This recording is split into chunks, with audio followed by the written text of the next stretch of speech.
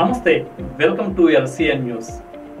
ప్రజా ప్రయోజనాన్ని ఆశించే మరిన్ని కథనాలతో మీ ముందుకు వస్తున్నటువంటి LCN న్యూస్ ఛానల్ను సబ్స్క్రైబ్ చేసి ఆదరించగలరని ఆశిస్తూ మరో కథనంతో మీ ముందుకు.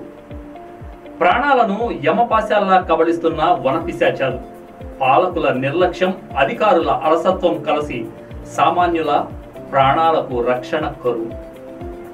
మీరు చూస్తున్న ఈ చిత్రంలోని ప్రాంతం గూడూరు దుగరాజపట్నం 45 కిలోమీటర్ల పొడవు గల R&B బైపాస్ రోడ్డు.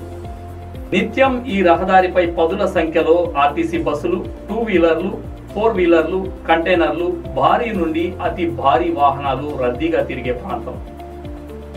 ఈ ప్రాంతం నుండి టిప్పర్ లారీలలో సిలికాన్, ఇసుక మరియు గ్రావెల్ రవాణా జరుగుతుంది. ఇదే మార్గంలో అనేక మార్లు అధికారులు, నాయకులు, ప్రజాప్రతినిధులు ప్రయాణిస్తూనే ఉంటారు. అయినా ఈ రోడ్డు మార్గాన్ని సైతం ఆక్రమించిన ముళ్ల పొదలను, పిచ్చి తుప్పలను జంగిల్ కటింగ్ ద్వారా తొలగించి రోడ్డు మార్గాన్ని సుగమం చేయడంలో అధికారుల నిర్లక్ష్యం చెప్పకనే చెబుతుంది.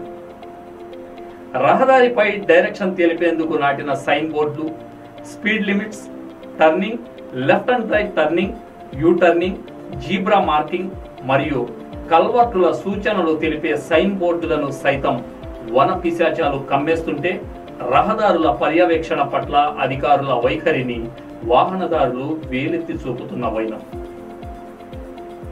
రోడ్డు మార్జిన్ల పక్కన పారబోసిన వ్యర్థాలు దుర్గంధ భరితం.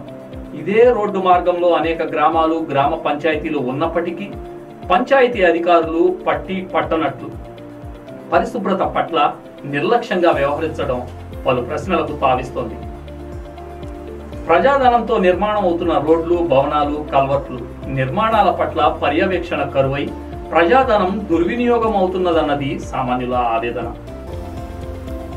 ఇప్పటికైనా అధికారులు తమ కర్తవ్యం పట్ల శ్రద్ధ వహించి గూడూరు దుగరాజపట్నం రోడ్డు మార్గాన్ని శుభ్రం చేయగలరని, రోడ్డుకు ఇరువైపులా ఉండవలసిన బరంలను ఏర్పాటు చేసి ప్రయాణికుల ప్రయాణ సదుపాయాన్ని కల్పించవలసినదిగా, రహదారిపై జరుగుతున్న ప్రాణాపాయాలను కూడా అరికట్టగలరని అధికారులను విన్నవించుకుంటున్న వాహనదారులు మరియు ప్రజలు.